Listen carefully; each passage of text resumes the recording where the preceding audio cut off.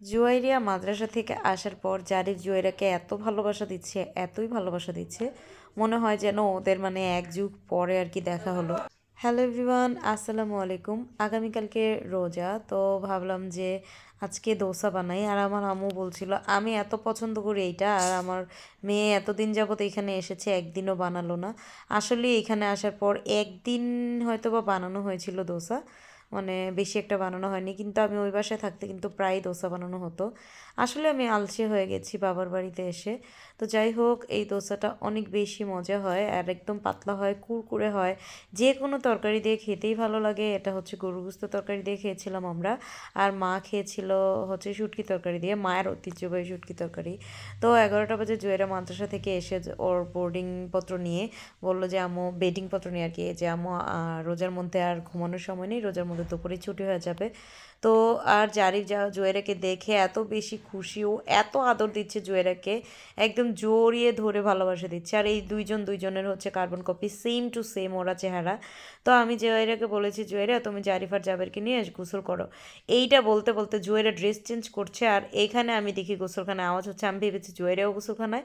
পরে দরজা খুলে দেখি ওরা দুইজনে সুন্দর করে ওদের জামা কাপড় খুলে, ঝর্ণা ছেড়ে, টিবল ছেড়ে, দুইজনে কি সুন্দর করে যে গোসল করছে। সুন্দর করে সও,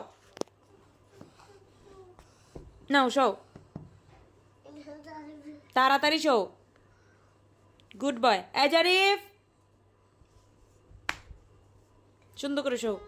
আদর দুষ্টামি করেছি, সুন্দর করে শো। তুমি ভালো, যাবের ভালো। আমরা এখন কি করব? আল্লাহুম্মা বলো।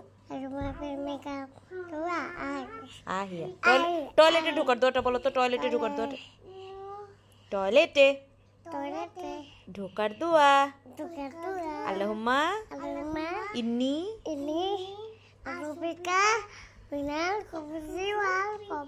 মাশাআল্লাহ মাশাআল্লাহ কবাইস, মাশাআল্লাহ। তারপরে ঘুম থেকে ওঠার দোয়াটা বলো তো। ঘুম থেকে ওঠার দোয়া আলহামদুলিল্লাহ আমাতা না ইয়াল ইলাইহি মাশাআল্লাহ মাশাআল্লাহ। আমার সোনা বাচ্চা, আমার সোনা বাচ্চা। আমার কয়টা সোনা বাচ্চা? 3টে সোনা বাচ্চা। একটা জাবের সোনা বাচ্চা, একটা জারির সোনা বাচ্চা, একটা জুয়েরের সোনা বাচ্চা। ভাইকে জড়া ধরো। ইয়া কানা বুদু ইয়া কানাস্তাইন। ওই যে হ্যাঁ বাবু, জড়া ধরো, ভাইকে জড়া ধরো। জারিফের সাথে থাকো না, জারিফ পচা, জারিফ পচা। ভাইয়া তোমাকে কামড় দিয়েছে এখানে, এখানে দেখি কোথায় কামড় দিয়েছে, দেখি। আল্লাহ রে, এখানে তোমাকে ভাইয়া কামড় দিয়েছে। একটা কামড় দিছে, এই যে আরেকটা কামড় দিছে, এই যে আবার এই যে আরেকটা কামড় দিছে, এই যে এখানে। বাবার পিঠটা নাই। তুমি শোনো জারিফ, আর কামড় দিও না ভাইয়াকে। জাবের তোমাকে ধাক্কা দিছে দেখে তুমি কামড় দিবা, আর দিও না। তো দুইজনকে গোসল করিয়ে ঘরে নিয়ে এসে ওদেরকে ভাত খাওয়ালাম। আর আমি এখন ওদের খাওয়ার ভিডিও বেশি একটা দিই না, কারণ অনেক মানে কি বলে যে পারিবারিক শিক্ষার অভাব আছে, এরকম মানুষ আছে, আপুর আছে, যে এত বাজে বাজে কমেন্ট করে তাদের খাবার দেখে।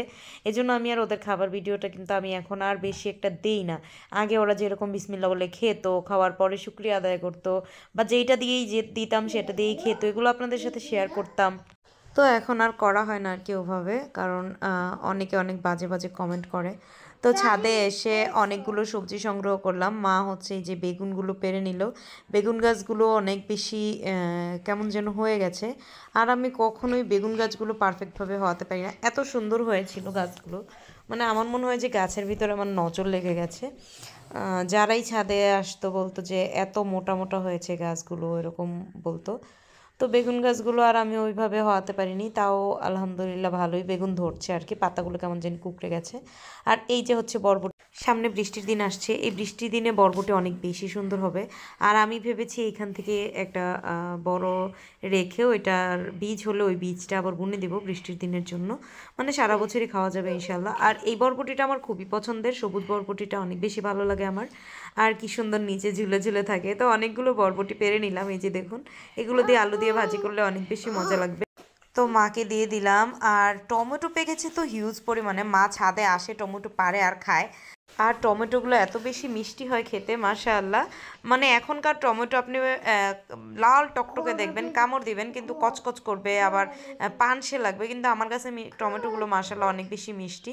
ওই যে দেখুন টমেটো ওখানে লাল লাল হয়ে গেছে। আর এই যে বোম্বাই মরিচ, এখন রোজার ইফতারিতে সবসময় বোম্বাই মরিচ পেরে খেতে পারবো। আর এখানে হচ্ছে কসমস গাছ। আর আমি ছাদে থাকতে থাকতে দেখি যে মানে গাড়িতে হর্ন বাজাচ্ছে। আমি দৌড়ে গেলাম, কারণ আমি এত বেশি এক্সাইটেড ছিলাম। আমাদের গাড়ি মানে আমাদের বাইক নিয়ে চলে এসেছে। আর জারিফ জাবেরকে ছাদে রেখে আমি দৌড়ে চলে আসছি বাইক দেখার জন্য। আর ও এই বাইকটা আমার পছন্দেই কিনেছে। ও আমাকে 4টা বাইকের ছবি দিয়েছিল বৃহস্পতিবার। আমি ওকে এই বাইকটা কিনতে বলেছি, কেন জানেন? কারণ এই যে পিছনের সিটটা কি সুন্দর সমান, মানে আমাদের 5 জনের তো ভাই বসতে হবে, তাই না? আর গাড়ির কালারটাও আমার অনেক বেশি ভালো লেগেছে। লাল কোনো বাইক আমার পছন্দ না। আমাদের আগে যে বাইকটা ছিল এফজেড, ওইটাও ছিল হচ্ছে অ্যাশ কালারের। আর এইটাও এফজেড ভার্সন 2। আর মানে কি জানি নামটা, আমার শিওর মনে নেই। এই এফজেডটাও হচ্ছে অ্যাশ কালারের। আর এইটার সিটটা আগের সিটটার থেকে অনেক বেশি সুন্দর।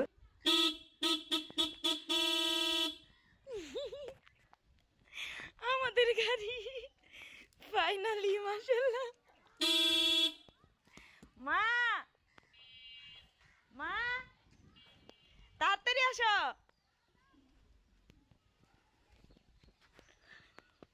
আমার হেলমেট কিনো নাই কেন? আমি চালাম একটু, আমার একটু শিখাইও। এইটা চালায় শিখাইবা, আমি স্কুটি কিনবো। এ জারিফ আমাকে যাবের আমাকে হুন্ডা কিনে দিব, তাড়াতাড়ি আসো।